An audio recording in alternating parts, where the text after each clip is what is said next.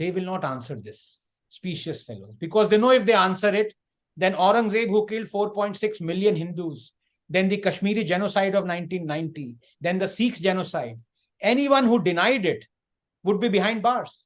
RSS is not a single block. It is not monotheistic in that sense. There are huge number of disparate views, and I'm proud of having said it.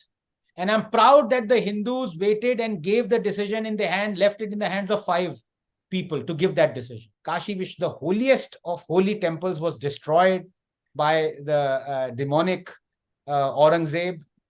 We are going to give you this back. No, they won't. And you know how they fought tooth and nail for Ram Janam Bhoomi. Namaste, Anand. Hi, how are you, Ravi? Anand, really excited to have you with us. Thank you very much. Congratulations on your phenomenal success on your book. It's all because of the readers, to be honest. I never expected this kind of success, as you call response. A response. Absolutely, yes. So it's thank you to each and every reader, and I think people have really identified with this book. And what is important is that it's structured in a very how shall I put it, in a way that is very easy to understand, and it's structured. Of course, we're going to talk about it for the next hour, so let me not give away any. Vidya ji with the introduction. Namaste and a very good afternoon to everyone here today. It's with great pride and a feeling of being absolutely humbled that I introduce to you all, dear audience, our main speaker for today, who is none other than Dr. Anand Ranganathan himself, who really needs no introduction. Anandji has several titles and roles to his credit.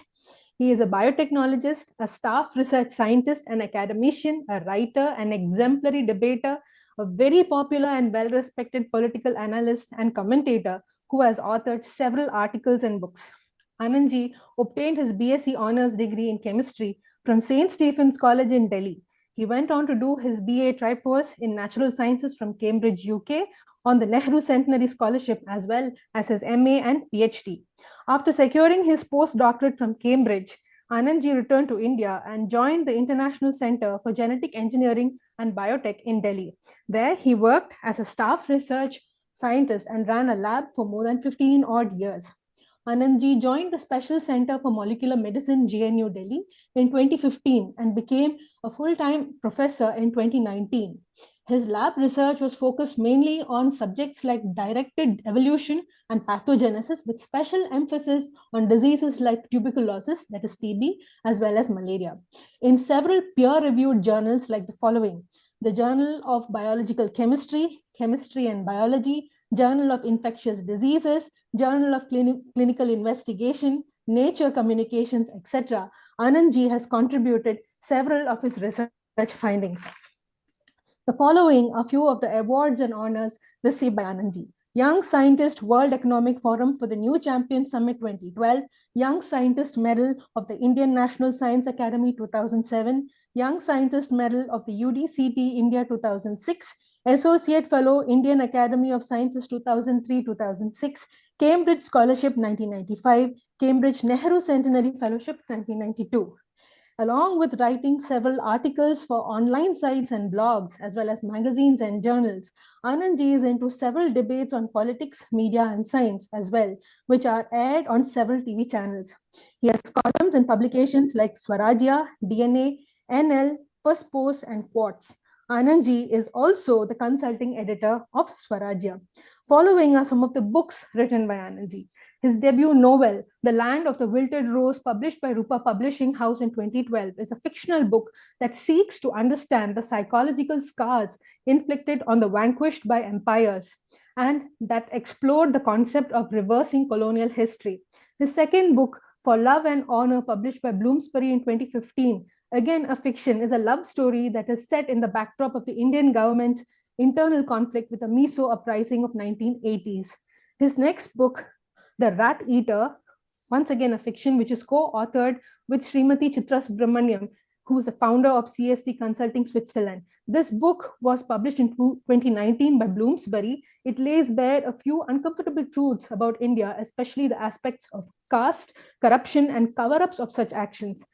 Its uninhibitedness would offend purists. His next was Souffle, published by Penguin in 2023. It's fiction again, a rich layered thriller that explores love, passions, and life, as well as motivates people to do the unexpected and impossible things. His fifth book, the next book, is non-fiction, Hindus in Hindu Rashtra, which is published just a few days ago by Blue One Inc. This book has gone on to become a #1 bestseller in a span of very few days and of its being published. As the name suggests, Hindus in Hindu Rashtra, 8th-class citizens and victims of state-sanctioned apartheid. Anandji has, in a very crisp, concise, and specific manner, explained 8 reasons as to why Hindus are seen as the 8th-class citizens in their own homeland, called as a Hindu Rashtra by so many. This is an eye-opener of a book about which we will get to know more in detail directly from Anandji in a few minutes. Anandji, Dr. Anand, Ranganathanji, it is such an honor to have you here amongst us on this platform of Satyameva Jayate. We are so thrilled and very happy to have you here. Thank you once again for joining us. Ravi, over to you. Thank you very much. So Vidyaji will ask the first question. Sure. Actually, Anandji, this is like a kind of a seed question because we all know that you're a biotechnologist. So being a biotechnologist who is into full-time research, what was it that made you turn towards this direction? What was it that caught your interest? You know, that trigger point that got you interested in the history and the current affairs of India. Thank you so much. Right, thank you. First of all, thank you so much to Satyameva Jayate, to Raviji and Vidyaji for having me over this. It's a real pleasure and an honor. And thank you for that really glowing introduction. I hope my wife is listening to, she can collect a few points and be more generous next time round. No, but as to the question you asked, science, without saying that it can be very boring at times, I think there is drudgery associated with it because results are very few and far between. Ideas are many, but then you have to fructify the ideas. There's no point having an idea in, at least in biological field, unless you talk of theoretical sciences. But I work in the practical aspects of the so-called wet lab sciences. There you can have a lot of ideas, but those ideas have to be fructified and realized, and that takes a hell of a long time.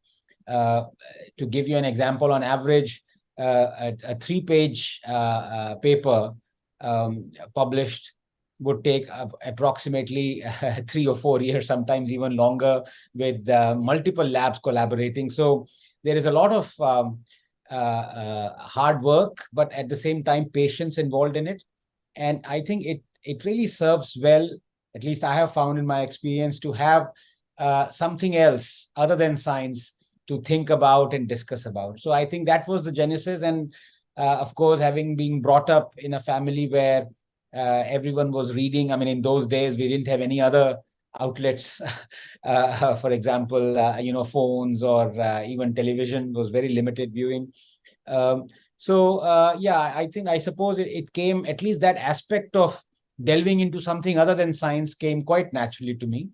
Having said that, as far as to directly answer your question, as a flash, I distinctly remember I just wrote a couple of pages of my first book, and I kind of liked it. But then, of course, everyone likes his or her own creations and writings mostly.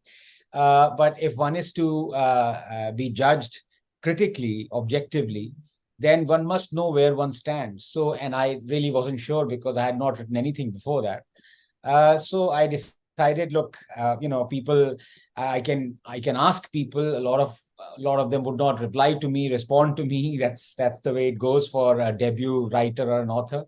But then why not I become my most objective judge? For that, I had to read. So for the next, I think, 11 years, I just read. I didn't write anything or make it public. And I read in a very, you can say, very bizarre or absurd way, like a scientist would. So it was 70 pages every day, come rain or shine or anything like that. If I read 69, the next day I would read 71. It's a bit like, I think, Paul Dirac was given War and Peace to read. I can't remember who gave him that book to read, and Paul Dirac, the famous physicist who got the Nobel Prize for the famous Dirac equation. And then he, after about 3 months, he sent back a letter saying, "Thank you very much for this book. I really enjoyed it. The typos are on page 43, page 47, page 96, page 213. There is an A missing." So I read it initially. I read a lot, but I read all the great authors and all the great books that have been churned out from great civilizations. And 10 years later, 10 years and a bookshelf later, I decided, well, now I can judge myself. And I said, okay, well, yes, this sounds good. This is worthy of sending it to a publication house. So that is how it started. Once it started, then you slowly gain confidence. I certainly don't, or at least it was very hurtful to hear what I think it was Ernest Hemingway said, that discard your first million words. He can afford to say that, but I didn't. But I certainly kind of honed that skill, and I'm very happy that I have something other than science to fall back on, in the sense to enjoy, not to earn money or anything of that sort. If that comes, that's another matter. But the fact is, it's always a pleasure being a jack of all trades and master of none. So I think that's, I hope that answers your question. Thank you, Anandji. Crystal clear. Over to you, Ravi. Anandji, the first chapter of your book deals with the temples, the government control of the temples. You have mentioned the rules that is being created by the British during their time. When I was reading it, I thought, what prompted them to occupy the temples or start having the control of the temples? And interestingly, as I was doing some research, they made the rule that the deity is a perpetual minor, which comes to an advantage at some point, now the litigations and all. What is the beginning of all this? So, as you correctly put it, and as I said, I think in the beginning of that chapter, if I'm not mistaken, that Indian civilization, which is Hindu civilization, has always centered around temples, and invaders have known that if we want to conquer India, if we want to annihilate Indian civilization, we have to somehow destroy temples. We have to destroy this way of life that the fountainhead of which is temple. So temple is the center of learning, of defense, of economy. Everything around is centered around temple, of marriages, everything. So I think that is the genesis, and that the Brits were not unusual or unique in thinking that. For 1,000 years, possibly more, all invaders have thought that and have succeeded. We have hundreds, tens of hundreds, thousands of temples that have been destroyed. And every time you destroy a temple, the invader also destroys a way of life. And Naipaul has said it so beautifully in his second book of his India trilogy, I think, India, a Wounded Civilization, as to what explains the destruction of Indian civilization and the way we are now and the way we were then. And he talks about Vijayanagara, and he talks about how it took almost 100 years to destroy it. And he talks about once it was destroyed, then it was almost impossible to come back to that glory again. And then he talks about, it's such a depressing book, because you realize what it takes to destroy a civilization. But at the heart of the destruction of civilization is the destruction of temples and the way of life. So the British knew that very well, but they were very cunning, and that is why they're a notch up upon the invaders, because they, of course, did their job. Rather than, brutally destroying the temples, they thought of, let's control the temple. If we control the temple, we'll get the revenue, we'll dictate the way of life, we'll slowly. So there's a very nuanced way these guys worked. And once you control it, then you control the pulse of India, the Indian civilization. And the second thing that they allowed was that they passed this on. So even when they left, the controlling of the temples continued, because the Britishers may have gone, but the governments that followed them, they immediately latched on to realize this idea that it's wonderful. You want to control India, let's control the temples. And how true it is. But, controlling the temples is one thing.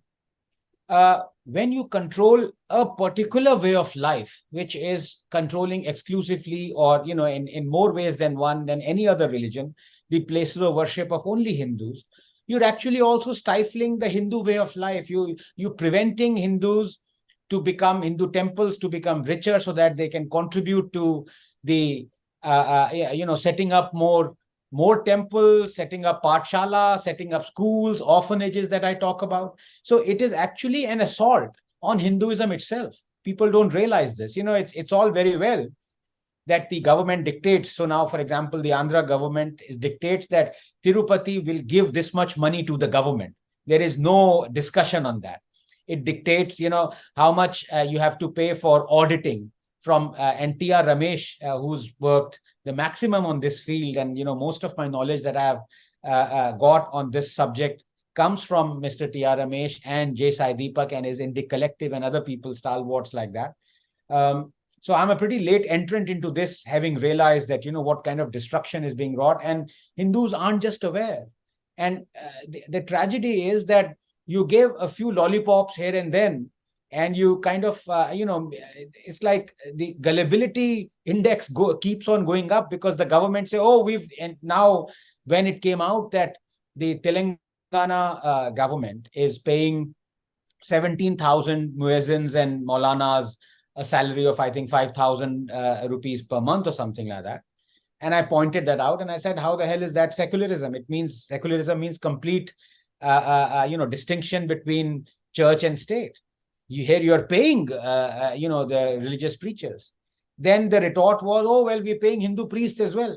Well, you better pay them because you're leeching the money from Hindu priests and Hindu temples. You're not leeching money from mosques. So you're taking money from Hindu temples and you're saying, well, we're throwing a few pennies to you, so you be grateful. And it's just rubbish. And people seem to buy that argument, and I'm just completely shocked. And it's not just the Telangana government. Every government, state and center, is doing this. I really don't know what the solution to that is. I think Sadhguru came up with, give the temples back to Hindus, that movement he started. I don't know what came of it. The Madhya Pradesh government under Mr. Shivraj Singh Chauhan has promised that it will leave the Hindu temples and give back the control, but nothing is written so far. It's just a verbal declaration in some rally speech he's given. There's nothing, no written word. So I don't know where it goes. It's just sad. Vidya. Yeah, okay, thank you. Yeah. Anandji, again, the second question is also connected to the temples only. So if the temples were returned to Hindus, as public limited companies, do you think that would create a danger of vested interests? That is, it could be either an individual or a group of people who would take control of the temples. Do you think it would go to vested interests? Yeah, well, this is a legitimate question and this is a question that the government also poses, that if we don't control the temples, then who do you want to control the Hindu temples? Or, the way they say this is that, look, we have trusts, we have endowments, we have things that, once we relinquish that control, supposing that control goes into, bad hands. But that's the case with every business. That's the case with every private entity, that risk always holds. Are you going to say that because of that risk, I'm going to, be like a communist and control everything? That's unfair, because a Hindu temple, primarily the role is for, concretizing and making sure of a Hindu way of life, of making Hindu society more prosperous. And by Hindu, I mean actually Indic as well, because like so many places of worship, we've seen gurdwaras, they don't make any distinction between who goes there and eats. Hindus eat, Muslims eat, this thing. Likewise, Hindu temples also do a lot of charity. Tirupati does an enormous amount of charity. It's schools and colleges. They don't make any distinction that only Hindus should study there or Hindus get reservations. Like, for example, in St. Stephen's College, Christians get 50% quota. I'm not aware if in Sri Venkateshwara College, Hindus get preferential treatment. I don't think they do. So, they work for India. And it's a wrong thing to use that as a stick. The fact that supposing it goes into the wrong hands. Well, number one, you should not be deciding or throwing in this kind of red herring, the government, I mean. And number two, it is my thesis, and as well as the thesis of Mr. T.R. Ramesh and J. Sai Deepak and others, that it is already in wrong hands. Government hands are wrong hands. And I cite examples, I cite data that the temple, huge swathes, lakhs of acres of temple land that the government controls and sets rent on, it's getting only 1% of the rent that the temple should be getting. It's ridiculous. This is daylight robbery. Mr. T.R. Ramesh talks about 6,000 crores the temple should be getting. He talks about one in Tamil Nadu, and it's getting only less than 60 crores. So that 5,940 crores that the Hindu temples are losing, that is Hindu temple money. Now, who is, what are bad hands? I would say the governments are bad hands. And, a few readers have taken slight umbrage to the fact that I have treated Hindu temples as a company. Well, that was just for an argument's sake. I mean, I don't mean that it's like Reliance or, things of that sort. It's like Arthur. But the fact remains that if you publicly list a Hindu temple, don't call it a company, but you publicly list, let's say, Tirupati, people start investing in it. The temple becomes richer. Temple will be able to give more, make more schools. And so this cycle is generated. So it was not to put down a temple and treat temple as a kind of a cardboard facade or a structure that is not emotional or not invested in God. No, it was just to show that, if we walk along this path, that people, once again, the Hindus, some non-Hindus or Indians, index, everyone. Because let's remember that even Muslims, 99% of Muslims in India are civilisationally Hindus. Ghulam Nabi Azad has said so. So it's not just me saying it. Everyone invests in them, and a temple becomes richer because right now, as I say, to the Madras High Court, it was the Tamil Nadu government that said that we control 11,999 temples, and they don't have enough money to conduct even one puja a day. This is the situation right now.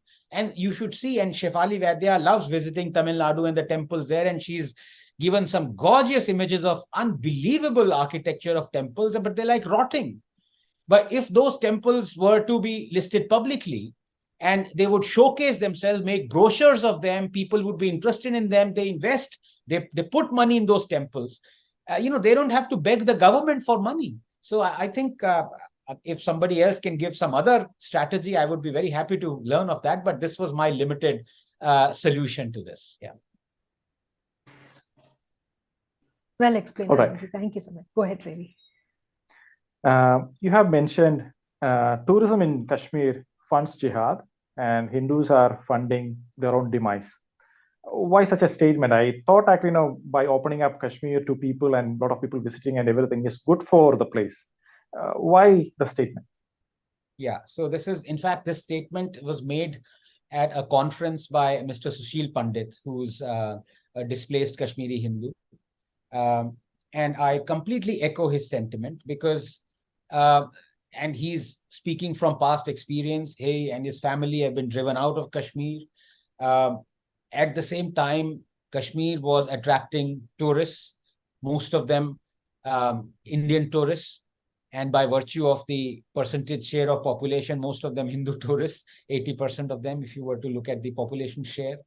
And Sushil said this, and it actually, it rams the point home. Because when you have 16 million people, tourists visiting Kashmir in a year, within a year, imagine the revenue that has been generated there.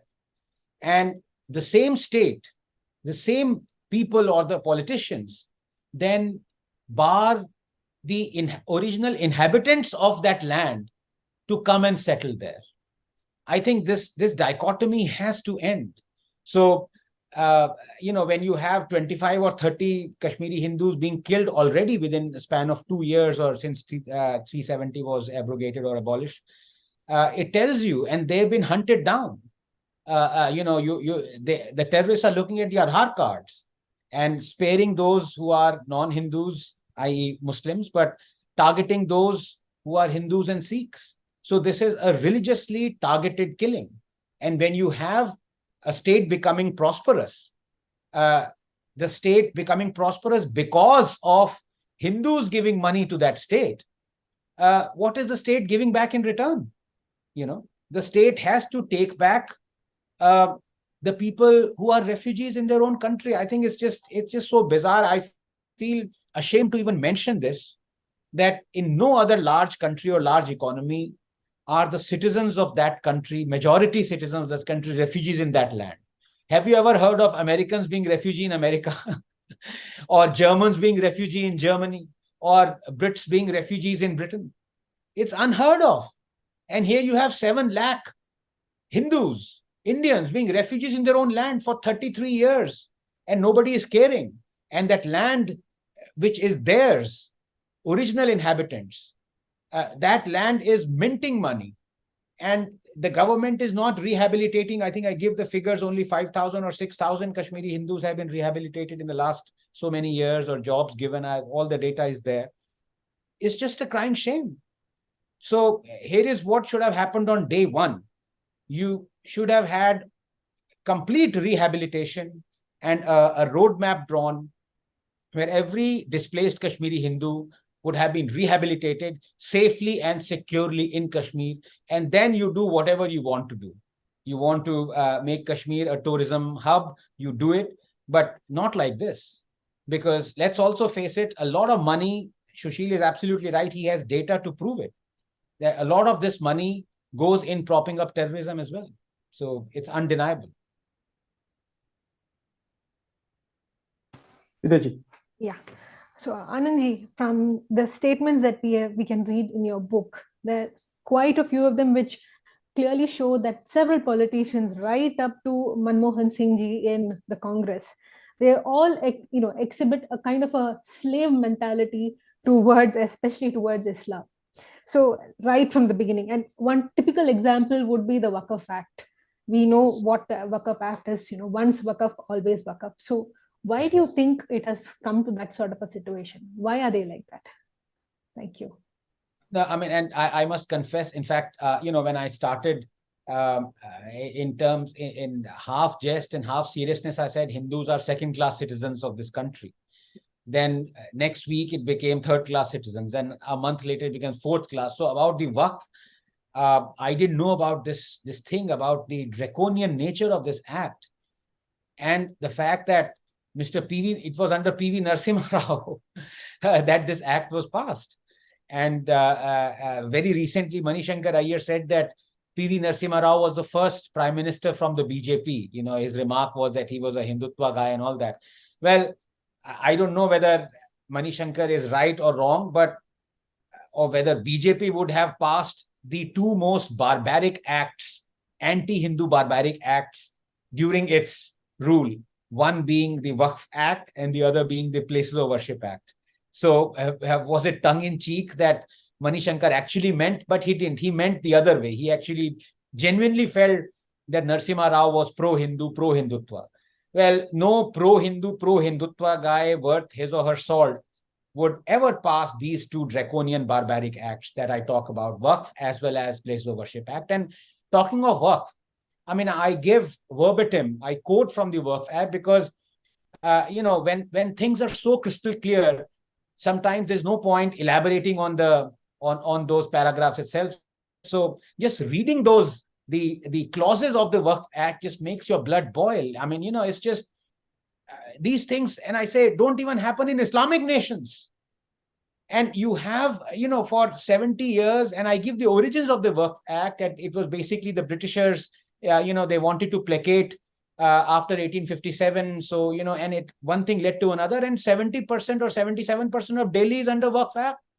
And once you put something in it's still perpetuity. You can't, it is Allah's decision. So you can't do anything. And in the dying days of the UPA, they actually gave back 123 properties that I think very recently the Modi government has decided to take back those. But I think, again, it's hearsay. I don't see anything in concrete. It's great if they have, but that case is still going on. But the fact of the matter is, it is more, you see, the damage of any law, Ravi and Vidya, is part legal, but to a common man, more than it being legal, it is psychological. Because law is supreme. You can't battle a law, or you shouldn't. People who battle law overwhelmingly lose, because that's the law of the land. I mean, the justice will be meted out in accordance to the law. So by psychological, I mean, if anybody were to read the Waqf Act, you would instantly cover. You would say, look, well, this is written in stone. I dare not protest. Let me, if not follow this, I am prepared to follow any measure that the people who are in charge of Waqf take against my land, my property. And here they can call a commissioner to do a survey. The onus is on you. You are guilty. A temple in Tamil Nadu, which is 1500 years old, was recently said to be on Waqf land, Islamic land. Islam is only 1300 years. How on earth is it possible that a temple that predates Islam is now supposed to be on Islamic land? It's so bizarre. But such things go on. And, and Vishnu has done some remarkable work on this. There is a case that he has lodged, and I hope he wins. He and his father, they've done such human service for Hindus. I tell you, it's remarkable. But something has to happen in this. I mean, luckily, not only was the hammer of the Waqf Act worse enough, and I talk about and I give instances, quote from letters of Indira Gandhi, that kind of, ascertained the finality of the Waqf and gave strength to the people who believed in Waqf. But in the dying days of the UPA, they wanted to bring another bill. This was regarding the encroachments and demolition that, would take place once the Waqf decided that this property is on Waqf land. It's just crazy. These things don't happen in dictatorships, So the kind of pulling wool over the eyes of Hindus is so nuanced that I did not know about this Waqf Act. I'll be very honest with you. 6-7 months ago, or a year ago, I had no idea that this act even existed. Then I heard Vishnu in one of those his speeches, and another one, 3 or 4 other people, his father. Then I read about this.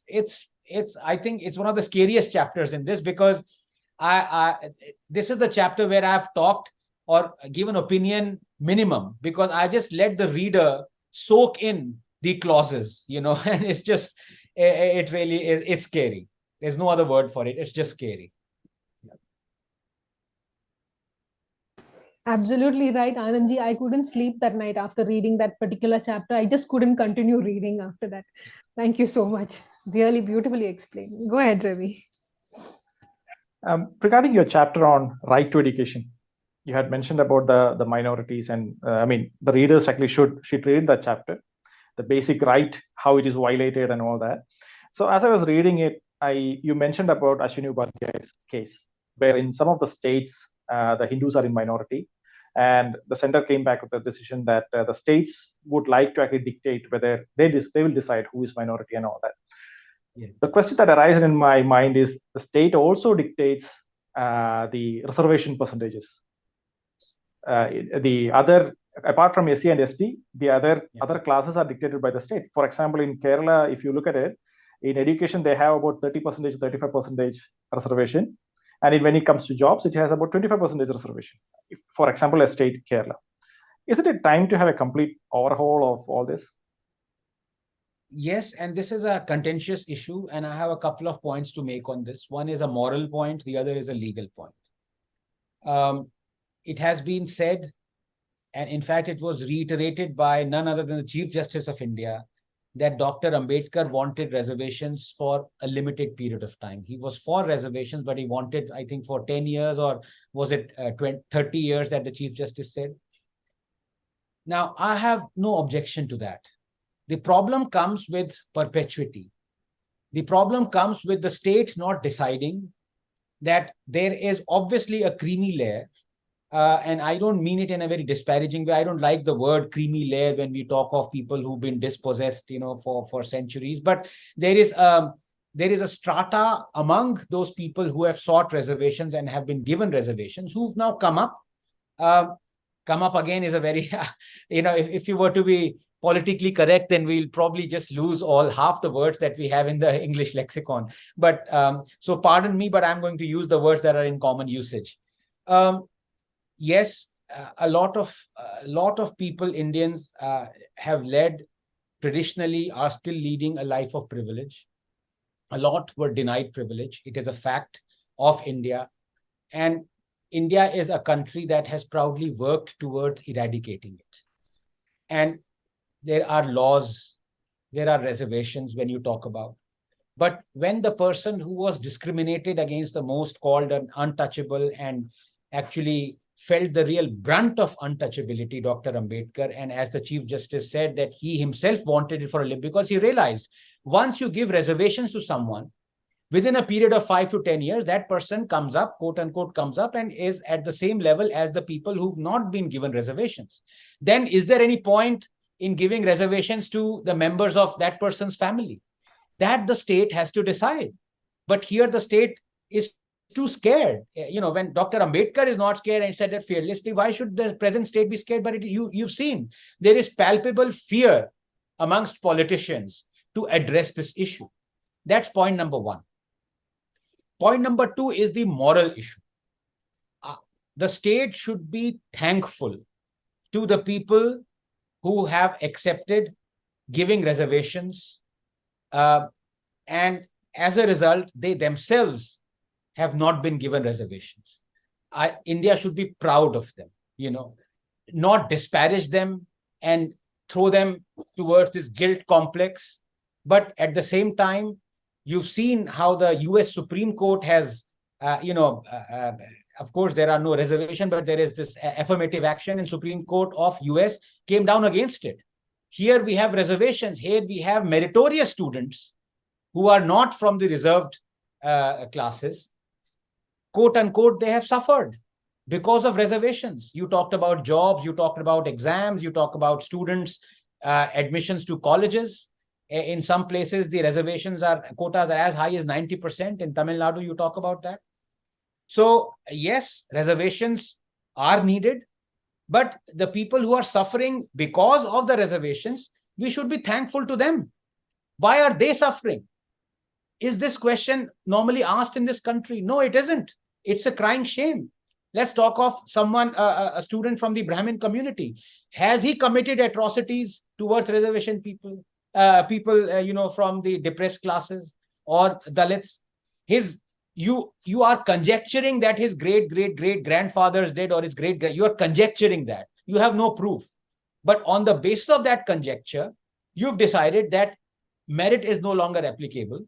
And this person, Brahmin or someone, from the other castes who are not, from Dalit community, you've decided that this person will not, get reservations. And this person is evil. We will stomp upon him. We will make him feel guilty. That's horrible. What is the fault of this young boy? We, as politicians, as a political class, as a society, have become so unemotional about this issue that we stop thinking about it. And it will come back to bite us in the past, because then slowly this anger will rise that I am being subjected to this discrimination, and people aren't even grateful, or forget about grateful, they aren't even thankful. So this issue has to be addressed, and people should be thankful. I thank every kid who accepts reservation, because it is not a just system for them. It is not. You can say they are still part of privilege and there, but look, he did not discriminate. And can I also ask, why is there no reservation in the judiciary? Why is there no, if the Supreme Court wants reservation, is there reservation for the Supreme Court bench? So why are there double standards there? So you want reservation for in college admissions, so that this poor kid who's never discriminated against anyone But because you conjectured that his great-grandfather possibly discriminated against someone, let this guy also quote-unquote suffer. But you don't want to do this, sitting in the Supreme Court. And nobody bats an eye. The politicians never ask this question to the Supreme Court. I will ask this because I already have a contempt of court. So if another one comes, I don't really care. But you see these double standards. It's just horrendous. And the third final thing is, I genuinely believe there is a moral argument for reservations. Now, if there is a moral argument, then we must go for it. Then we must have reservations. But there are two things here. One, we can also have reservations as an incentive, and I'm talking about private companies, because people have asked that there are many states who want to thrust this upon private companies as well. Now, thrusting for anything for on a private concern is a no-no for me, because then what you're doing is dictatorial.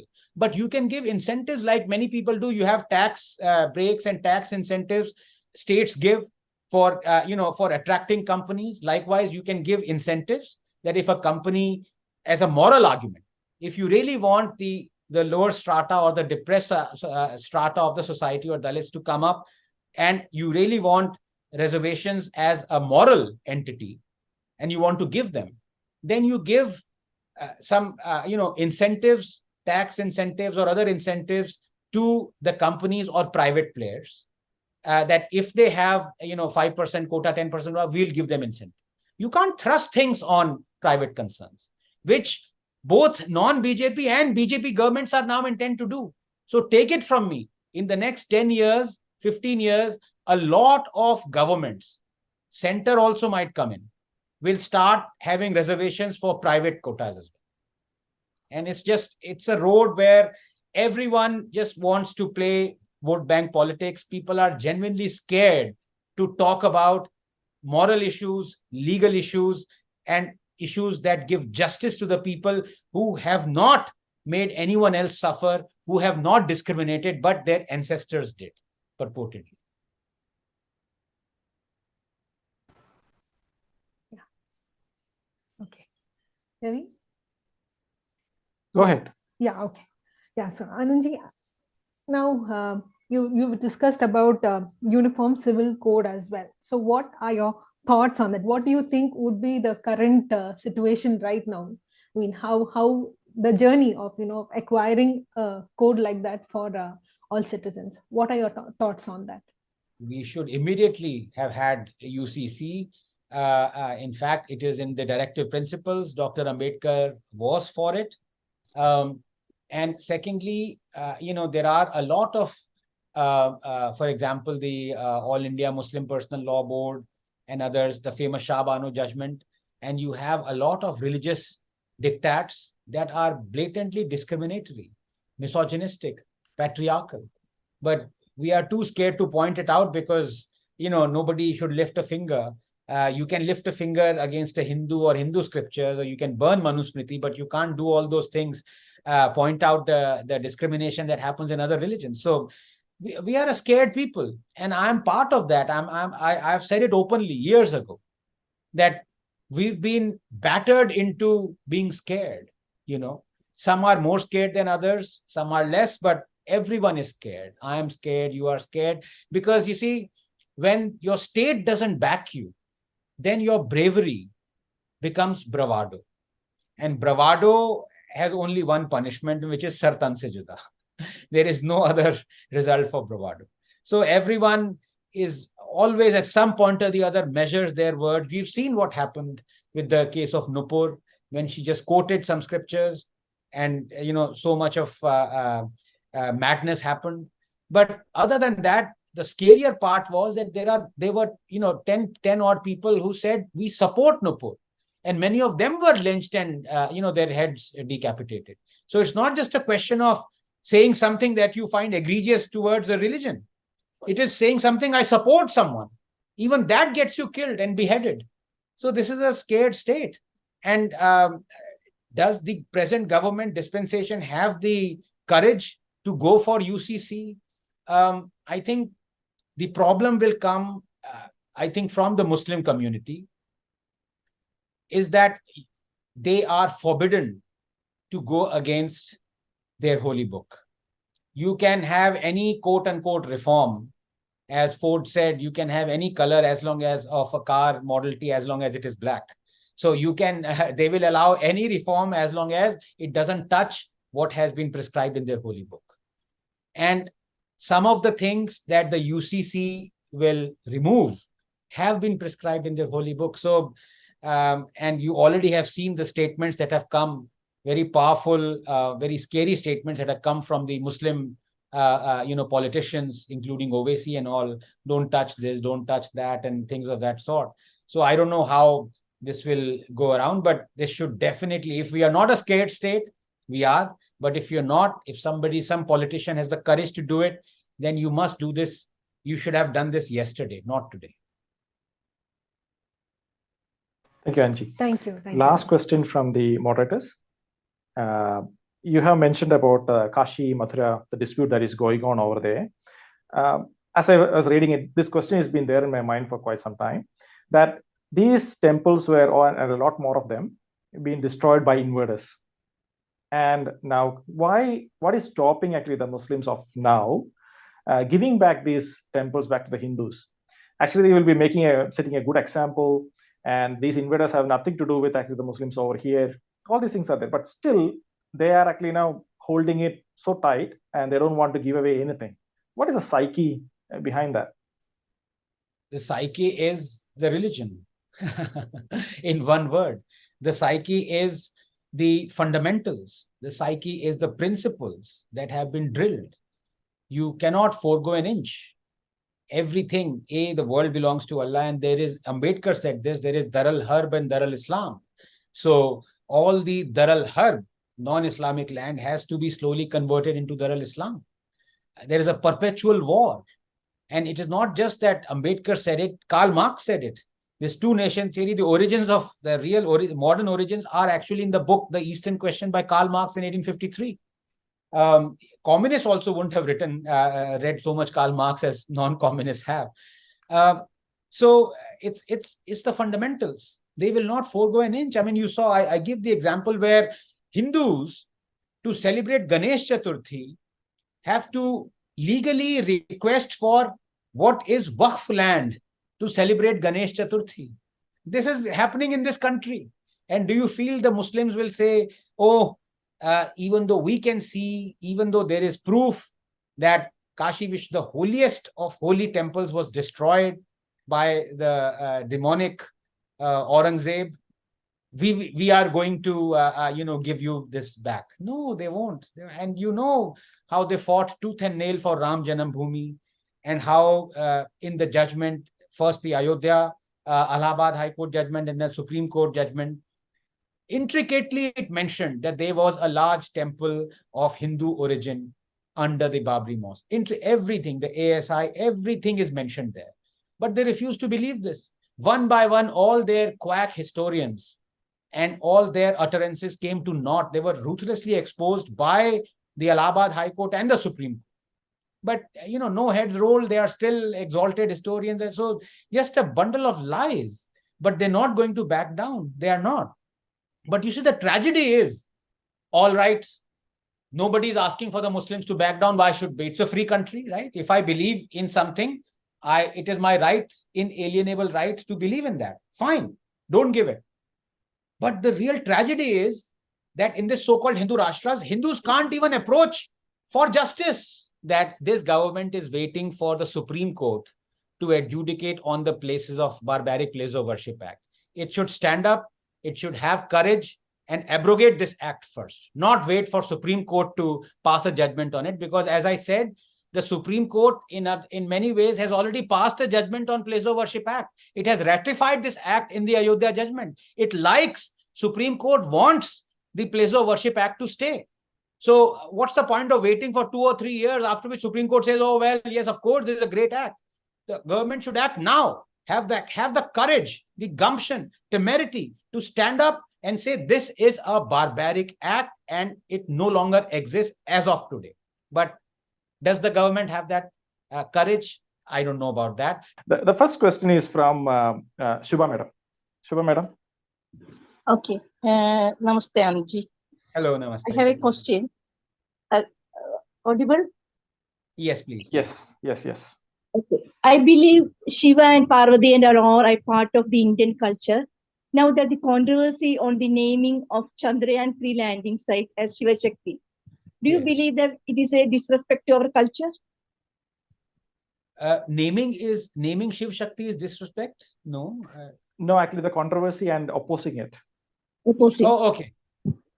Yeah, I mean, I loved this the naming as ShivShakthi for multiple reasons. One, yes, you correctly put it. It is our culture, our Hindu civilization, and I don't believe Hinduism is a religion. I think it's a way of life. It's a glorious way of life. I mean, which other way of life would encourage or have a sect for atheists like Charvaks? So it's absolutely glorious way of life, and it is part of our civilization. But more than that, philosophically, the concept of ShivShakthi, that the destroyer is mating with the one who is generating the whole universe, is just beautiful. And it is, if I'm not mistaken, I'm not at all a Hindu expert. There are so many more others. But ShivShakthi is what is has been attributed the whole creation of the universe. So I think it's absolutely beautiful. Someone, Lord Shiva, purported to be the destroyer. And once you destroyer, you actually, then everything can start afresh. So regeneration starts. And the Shakti, the power to regenerate, comes from, Parvati. So Shiva Shakti is the union of Shiva and Shakti. And that is what actually Shivaling, represents philosophically, metaphorically. And I think it's beautiful to name a celestial, a spot on a celestial system on Shiva Shakti. It's profound. And it's certainly better than naming it Jawahar. Thank you, Anandji. I will quickly go to the first question. Dr. B, go ahead. The clubhouse has various avatars, so the names may not be proper. So, Dr. B, go ahead. Yeah. Hello, Anandji. Hello. Hi. I during the debates, I started using your phrase, 30 seconds more. Thank you. So, yeah. So the problem is we are going through a civilizational war. So civilizational war cannot be waged with laws and constitution and others. It has to come from the ground, and people should be aware of it. What do you think? No, sir, I do understand your sentiments, but I humbly disagree because we don't want anarchy in this glorious land. We want Hindus to fight for their rights. And if there are laws that are not discriminatory, I'm absolutely certain that Hindus will win back their rights that have been lost to them. If the Places of Worship Act doesn't exist or is abrogated, then all those 40,000 temples that Sai Deepak and Vikram Sampat talk about, and 1,800 of which have been documented by, I think, Mr. Majumdar, or Hindu Temples, What Happened to Them, this marvelous book that has been written.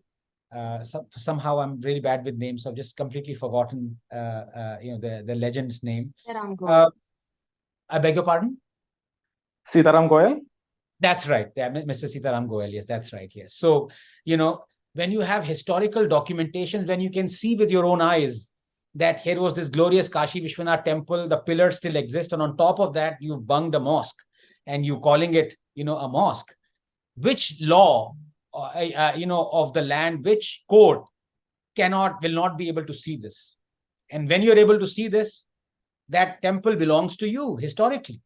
You revert it and you ask, supposing a Hindu king destroyed a mosque and kept it half destroyed to humiliate the Muslims and built a temple on top of that.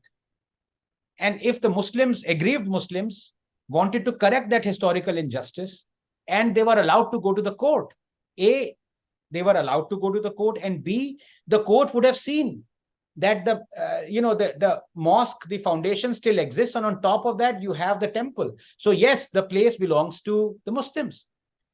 So any court, any logical, rational, objective court will rule in the favor of the Hindus.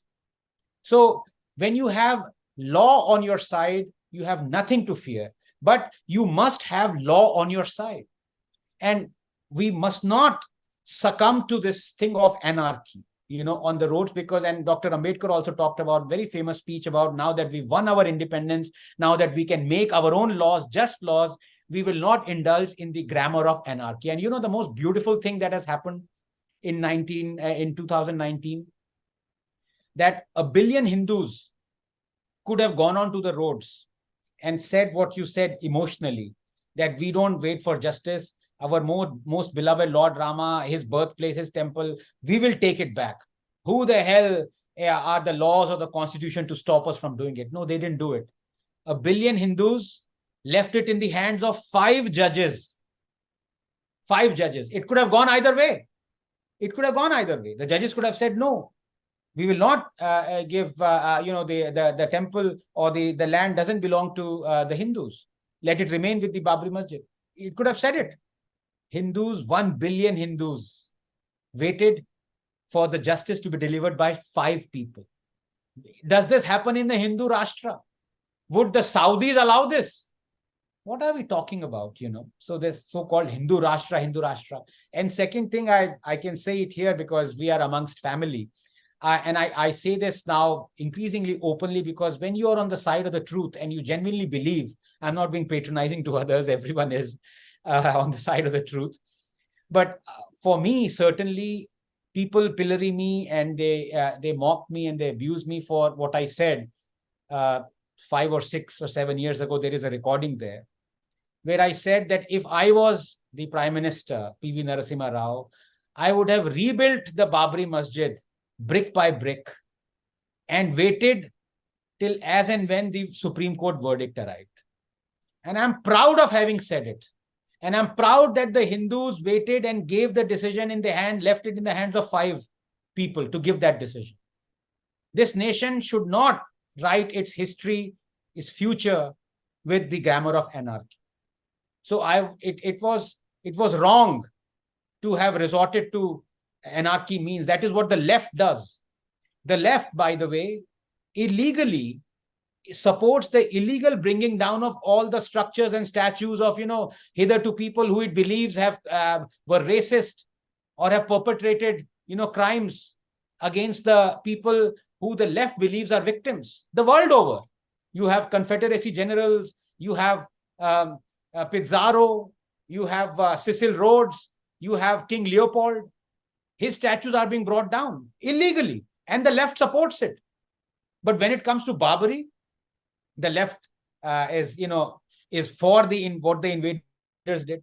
So I don't want our Hindus to think like what these barbarians and leftists and Jyothi fails to. I want to stick to justice, to the law of the land. But the Hindus, in the first place, should be allowed to seek justice. They are being prevented to do so. That is the question, sir. Thank you. Aditi, you can ask your question.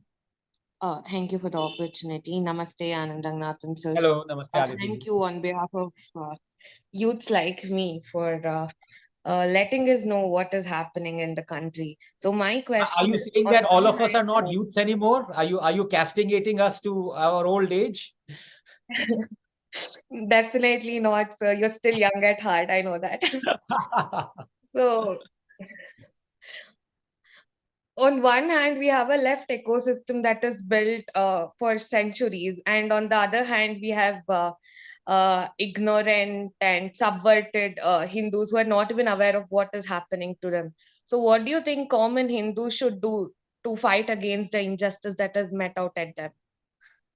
Yeah, see, normally I would have said that the only recourse under such circumstances for Hindus is to vote in a Hindu government, which they did twice over.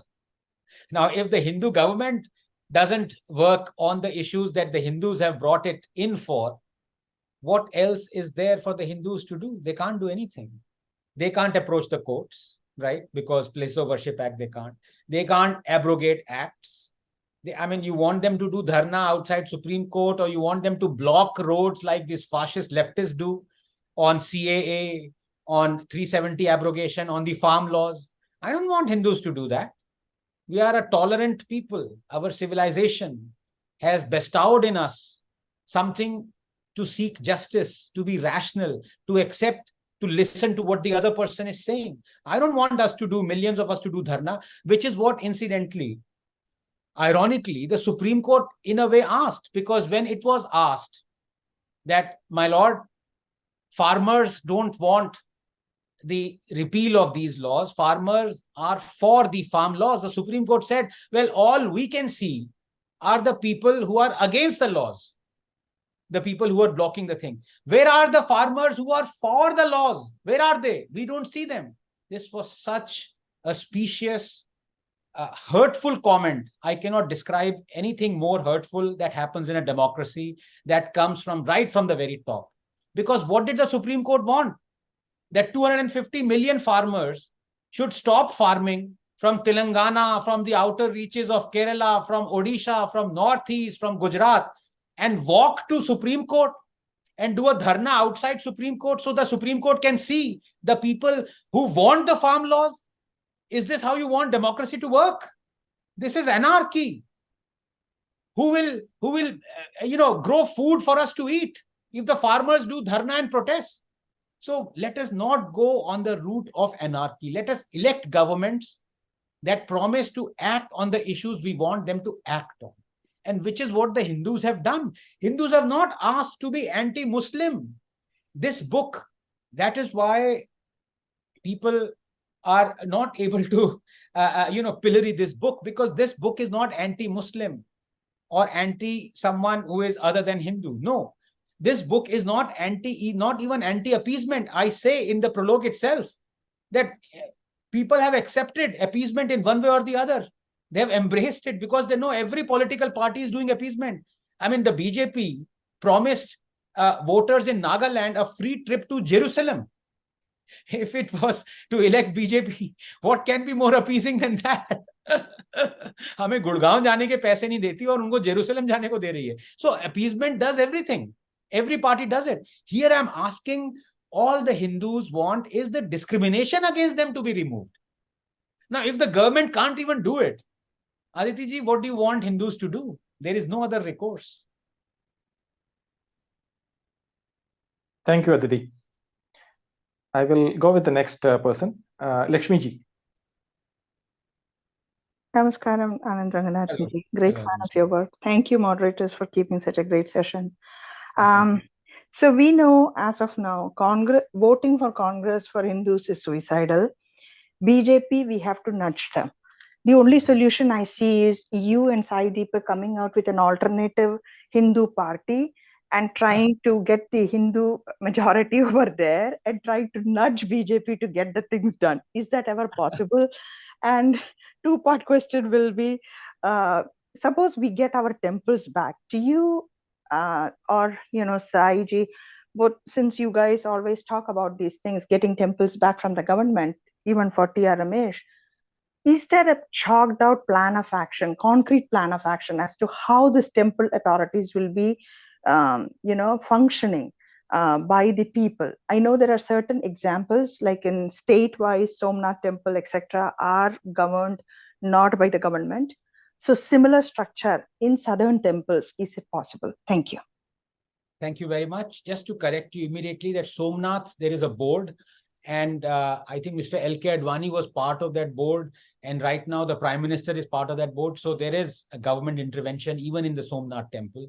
I think 250 odd temples in Gujarat are under state control like that. So most of the Hindu, I think I quoted the figure of 110,000 temples, there possibly even more. But to come back to answer your second question first, two things can happen side by side. The government has to show resolve. Let the government say that, take a famous temple and say, we are going to relinquish control over it. Let's say Tirupati. If the government says it, side by side, you can have suggestions from people who you think are best able to manage that, or other parties or any other party, to what will happen to the temple once the government relinquishes its control. So it's not something that once the control is relinquished, only then we will think about things. Things can happen in parallel. I mean, think of it, and I know people, I don't want people to mind this, as I repeat that I'm not for one. I would never imagine a temple as a company, because a company is like heartless. Temple has a soul in it, of what I, metaphorically speaking. So temple is not a company, but if a private company has suddenly been taken control of by the government, and the government then relinquishes the control, that step per se is good. Let the people who were in charge of that company think of what will happen to that company later on. First, you do that act one, then let us do other things in parallel. So I think the government should show resolve, and on paper, or declare it and say it, that we have on this day of this month of this year relinquished control over, let us say, Tirupati, but till such time, government can set a time, let's say 6 months or 7 months, till such time a new ownership comes in or people is finally decided, we will take control of the matters or something like that, so it can certainly do it. But the first resolve has to be showed by the government. As to your first question, I certainly want Sai to become, to enter into politics. I certainly want a lot of people who are, who India needs to enter politics, who are not in politics. Not me, absolutely not. I won't last a day. I want people like Sai and his wealth of knowledge, Vikram, so many others. This country needs them. But does the polity, will the polity tolerate them is another question. Sai is a thorough professional. He is earning what is due to him, rightfully so, and long may he prosper through his vocation, in which he is brilliant. So for him to enter politics, he would have to, I don't know, part relinquish that, a legal profession if he wants to, or I don't know how it goes. I don't know how other lawyers do. I don't want him to go on the path of Kapil Sibal, certainly. But there are other conscientious lawyers, moral and ethical lawyers that Sai can follow. But certainly he must, I implore him to enter politics.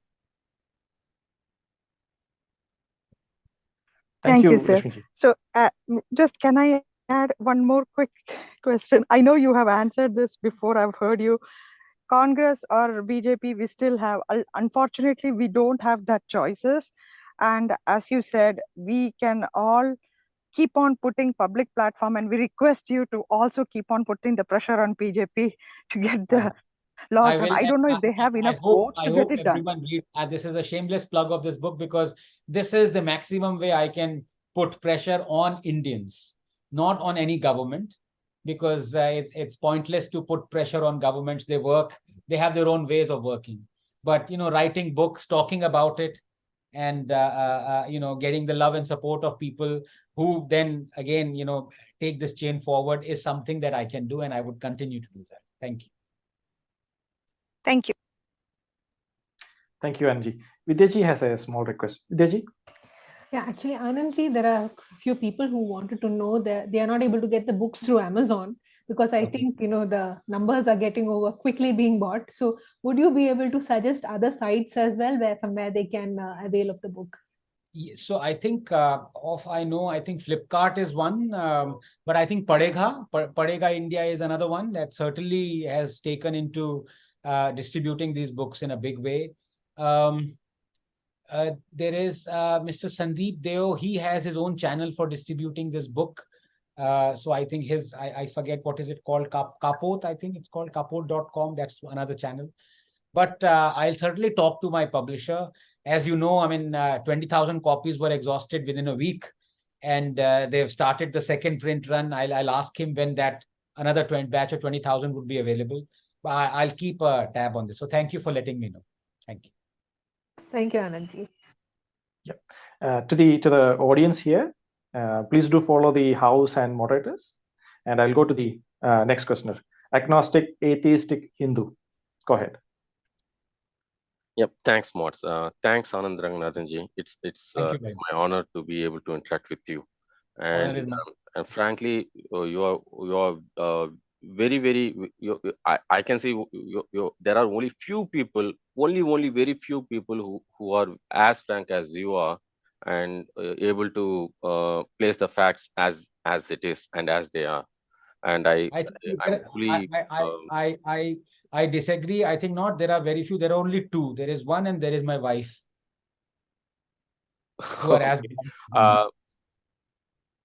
sorry, yeah, please sure. continue. And at least in the mainstream media, I would say. Absolutely. Yeah. So I think I completely resonate with all of these views, and the reason why I'm having this pseudo name is because of the fact that I do speak about these religious scriptures and the dangers of it, and that's the reason why I have to use this kind of pseudonym.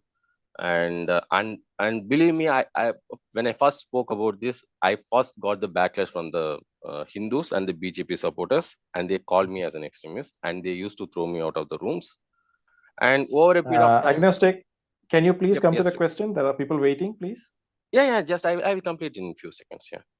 So how do we make the people realize about these things? That's one question. And the next question is, even the RSS has been doing a very shoddy job. They have a very shoddy PR job, and they have been in existence for the past some 80, 90 years.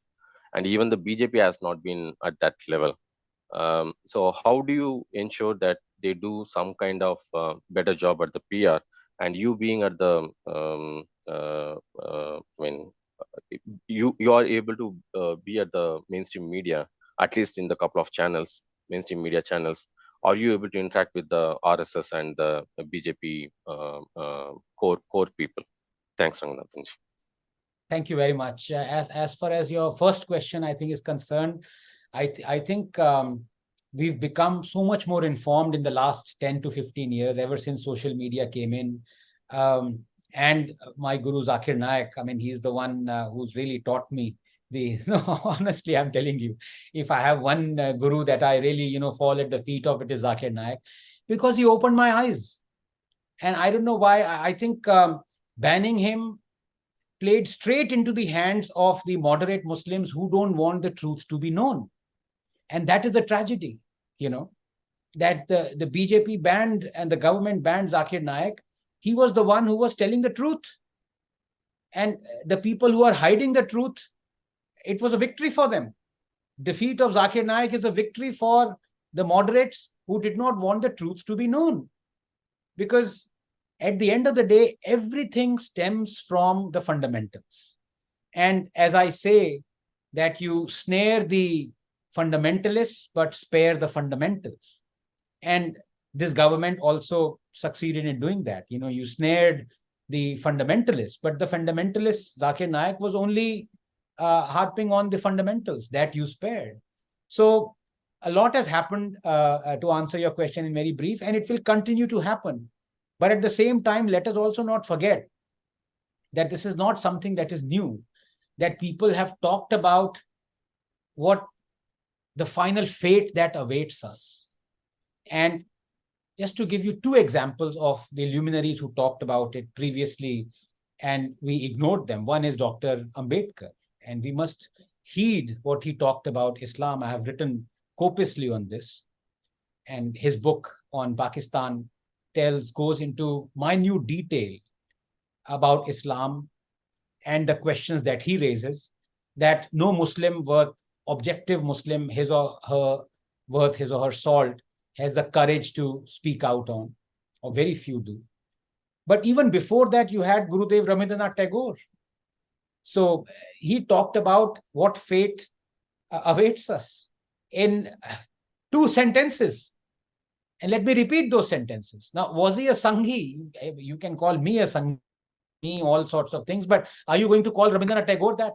And I quote what he said. He said, there are only two religions on earth that are intent upon destroying every other religion. And those two are Christianity and Islam. And the only way for you to make peace with them is to embrace them. This is the fate that awaits us. Gurudev said this 130, 120 years ago. Nothing has changed. How can things change when things haven't changed for 1300 years? Everything is set in stone. So that is the fate. As far as your second question was concerned, I'm so sorry. It's completely skipped my mind. RSS and BJP. Yes. So I think, let me be very honest. I have a lot of friends in both BJP and the RSS, but it's only the friends in the BJP who get annoyed and abuse me. The friends from the RSS never do. And I'm very grateful to that. And one thing I realized over the last 10 to 12 years is that RSS is not a single block. It is not monotheistic in that sense. There are huge number of disparate views, RSS people disagreeing amongst RSS people. If you look at the commentary of Ratan Shardaji, he's a wonderful friend. He disagrees on so many issues that other RSS people have different views on.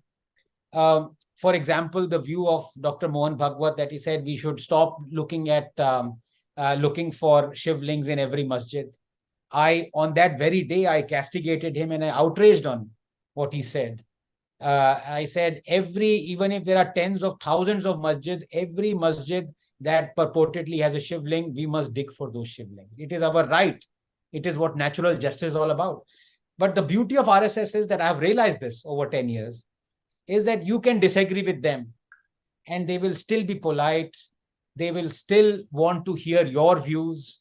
There is, of course, another side to it, which many people talk of increasingly, which is that the RSS sword, metaphorical sword, has been blunted. Just the statement of Dr. Mohan Bhagwat that don't look for this, we just want three, Kashi, Mathura, Ayodhya, and everything else is fine. No, so maybe that looking out for Hindu interest, that sword has been blunted. I'm not convinced that it is completely blunted, but there is some truth to that the RSS is not vociferously asking for the things that Hindus want this government to do. It should do it. If those things don't happen, that's another matter. If the Supreme Court comes in it and denies those things, that's another matter.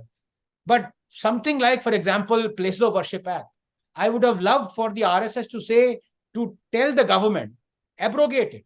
Even if the government doesn't listen, that's another matter. But RSS should have the courage to say, abrogate the Places of Worship Act. Do it. That the RSS is not doing, which is befuddling. Thank you, Anand. We have 3 more people in the panel.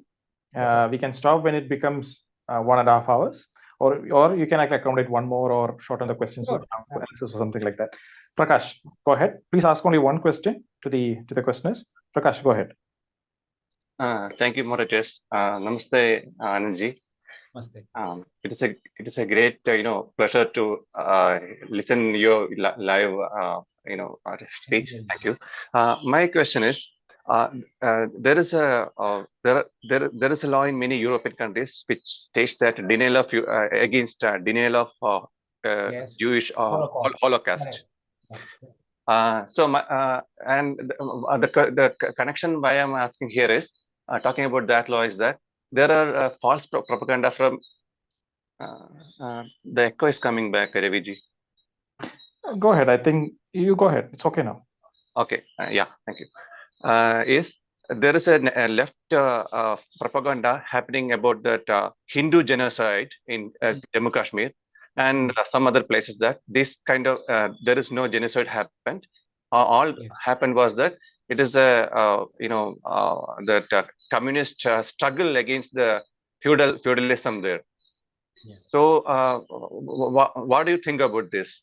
This kind of propaganda is happening, and there shouldn't there be any law that's that preventing this kind of propagandas, like the law against denial of Holocaust? Thank you. Thank you so much. In fact, this comes. This could very easily be the 9th reason why Hindus are ninth class citizens. But I think because so I've been very strict in kind of demarcating, and there are many issues that fall within these 8 reasons. This one would fall in the 8th one that I talk, or the 7th one that I talk about. It's a wonderful question, sir. And I'll tell you why. As a free speech absolutist, I am against any such law. But the leftists, they support such laws. All these darbaris and leftists, they support when Austria arrests people, those people who deny the Holocaust. They support it. So this question should be asked to those people. And they should be asked to answer in plain terms. Are you for the denial of any genocide? Arrest upon denial of genocide? Are you yes or no? They will not answer this, specious fellows, because they know if they answer it, then Aurangzeb, who killed 4.6 million Hindus, then the Kashmiri genocide of 1990, then the Sikh genocide, anyone who denied it would be behind bars.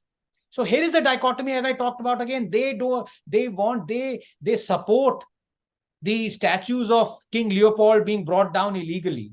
But here they are against Babri Masjid being brought down. They support Austria arresting Holocaust deniers. But here they will cry hoarse till the kingdom come if the government were to pass a law that would, so that would make it illegal for anyone to deny the Hindu Holocaust or the murder, ethnic cleansing, and the genocide of Kashmiri Hindus. They would then outrage on it.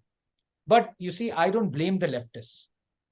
I blame the people whose responsibility it is to bring in the laws and the reforms. Why? Let's stop blaming the leftists, because it gives them importance. They're useless, illiterate, unread people who have specious, who are hypocrites, number one, who don't have any mooring, not intelligent to think rationally and logically. Why to blame them? Blame the government. Let the government bring in this law that would make it illegal for denying the Kashmiri Hindu genocide. Has the government done it? If your own government that you elected would work for Hindu interests hasn't done it, then do you expect Sonia Gandhi to do it? Or do you expect Mr. Pinarayi Vijayan to do it? You see? That is the question that needs to be asked. Thank you. Thank you, Anandji. Thank you so much for the detailed answer. Thank you. Thank you, Prakash. The next one, I can't read your name. It's in the native language. Go ahead. It's Mauna Bhargava. Hello, sir. Go ahead, Mauna Bhargava. Thank you so much. I would like to take this opportunity firstly to thank the organizer of this room and thank you so much for Anandji for coming. Jai Shri Ram, first of all. We have I will take 20 minutes before I ask my questions.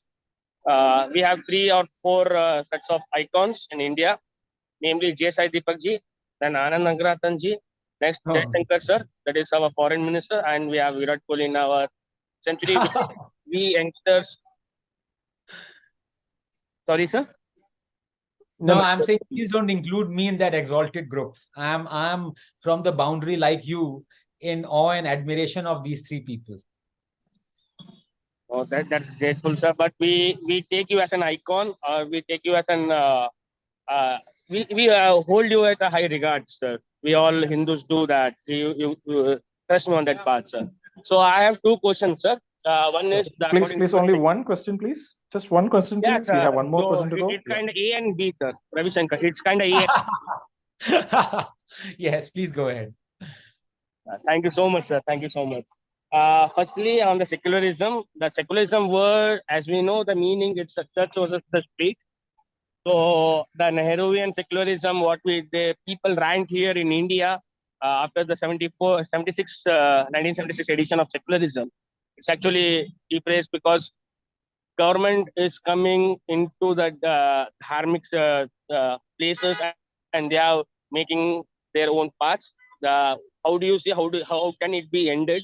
My first question, sir. The second question, you have just said in this session itself, Hindus are tolerant.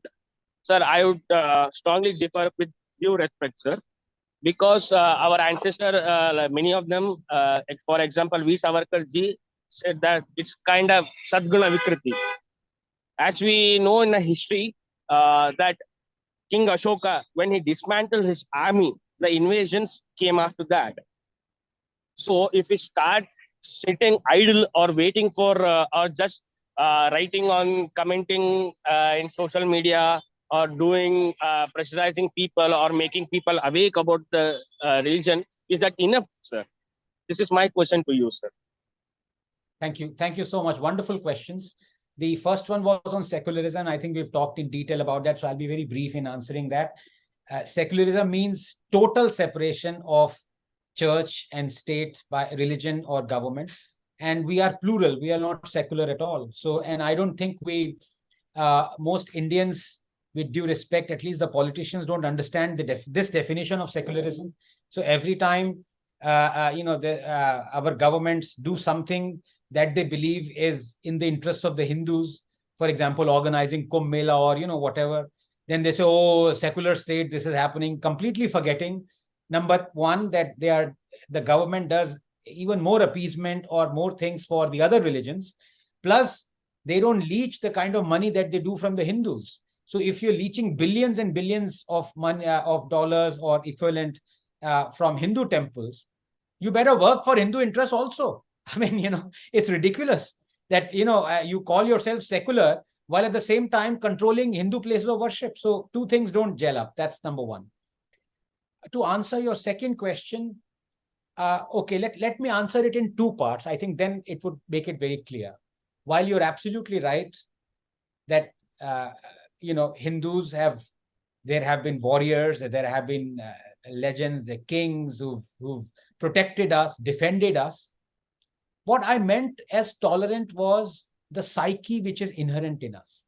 I certainly don't mean that we are cowards in the sense that I would say Mahatma Gandhi wanted us to be cowards. His famous, or rather infamous line that if the Muslims want to kill us all, we should gladly offer our necks to their swords, and after all Hindus have been killed, a new era would be ushered in. So that's cowardice to the extreme. It's just nonsensical. So I don't think Hindus are that. When I meant tolerant, I meant it as a psyche, that we are all accepting. We are all accepting of all views. Certainly today, if we weren't, we are taking measures to correct those, and I'm talking of the caste system, I'm talking of all those things. But you please answer this question.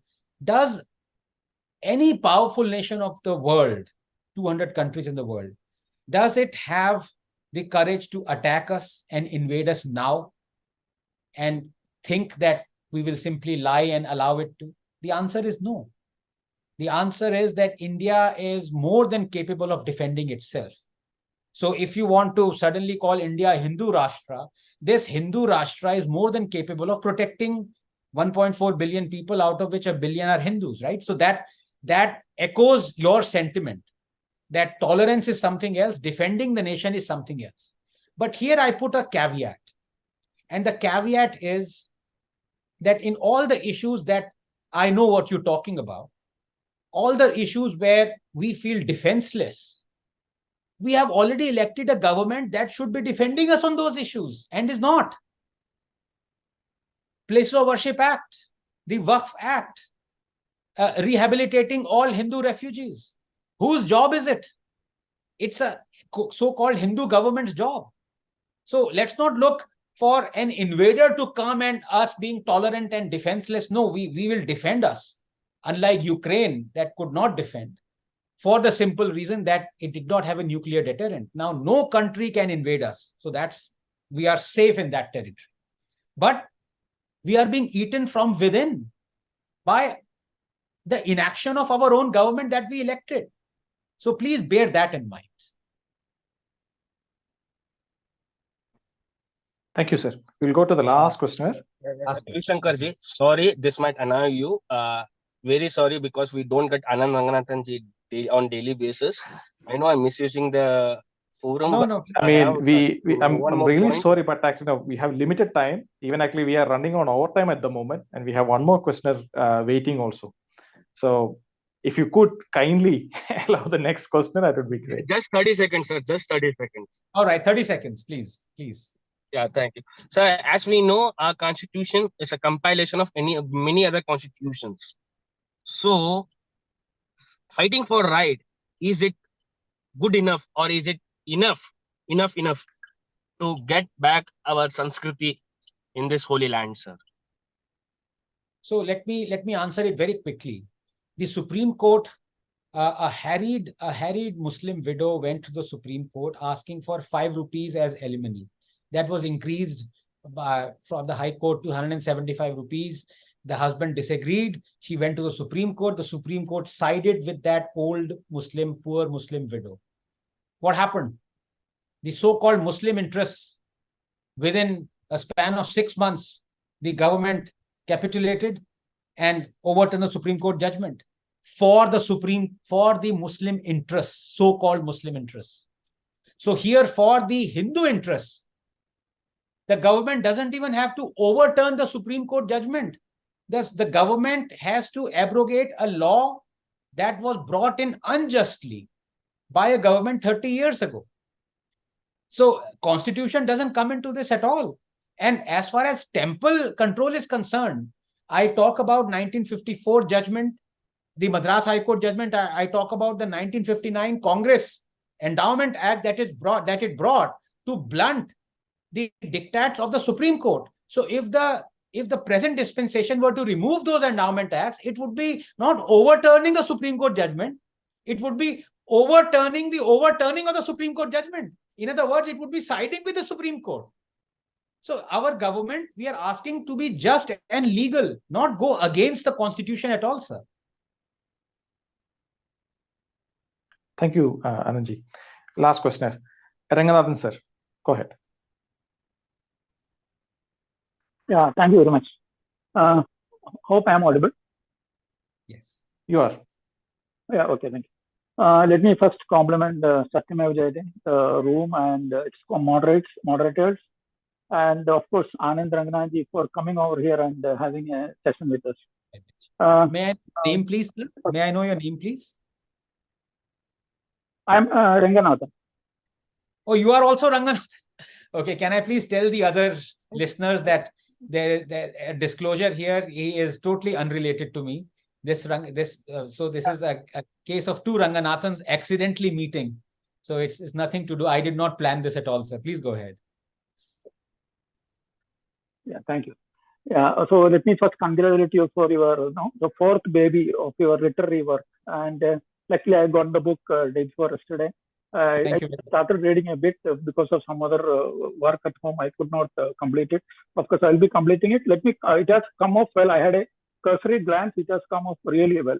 And based on that book, one of the chapters is on Waqf Act. So my question is on the Waqf Act.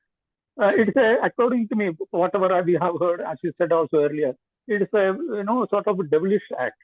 So when our constitution is supreme and secular, why it can't prevail upon such demon-like acts, or what prevents our own parliament to pass a bill in diluting or abrogating such existence of such acts, which they claim to have self-declared power of this act. No, they are claiming that it is the supreme power which they are claiming. So this self-declared power which they are, it's creating a nuisance for all of us. So that is my first question. And a second small question, purely out of concern for you, what for your staunch and logical views, what sort of security and safety apparatus you are having to protect yourselves? Thank you. Thank you very much, sir. To answer your first question, what is required for the governments to remove such acts? Just one word: courage. That is all that is required.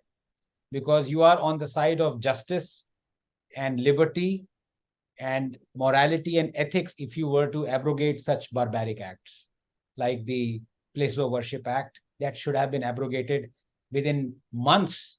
If at all, it should have been allowed to become an act at first place. And as far as the second question, thank you very much for your concern. It might be awkward for some for a Darwinian atheist to quote something, but let me do it. Jako rakhe saiya maar sake na koi. Sorry, I don't know. I lost you. I don't know whether others lost you. When you started the second question, I lost you. Please repeat. Yeah, I just said Jako rakhe saiya maar sake na koi. No, but thank you for your concern. But one has to there is no other option. You have to say what you feel. Otherwise, don't say it, honestly. Yeah. Thank you, Anand. Thank you very much. Thank you, Ranganathan, sir. Thank you so much. We have finished all the questions, and we have went ahead by another 10 minutes. We are so sorry for that. Not at all. It's a session to interact with you, and your answers were splendid. And I have pinned the book on the top. We had 459 listeners in the last 90 minutes. So thank you so much. 460 people we had. So it's been a wonderful session. Vidya. Yeah, I just want to say thank you so much, Anandji. I mean, this book is such a eye opener. So whoever is watching, they'll be eventually watching the video. So I want every one of us, every Indian at least, should get this book. So thank you so much. It's been such a pleasure, such an honor having you amongst us, Anandji. And there are many people, there are a lot of back channel requests coming for more talks like this. So whenever it is convenient for you, whenever you are free, we'll be more than happy to host you again and again. So thank you so much. Thank you very much. It's been a real pleasure and honor. Thank you, Raviji. Thank you, Vidya. So take care. Bye-bye. And the session was good. You didn't have any... Absolutely. It was wonderful. One of the most illuminating sessions I've had. Thank you so much for it. Thank you. Thank you very much, sir. Thank all you the so very much, best. Anandji. Thank you. All the very best.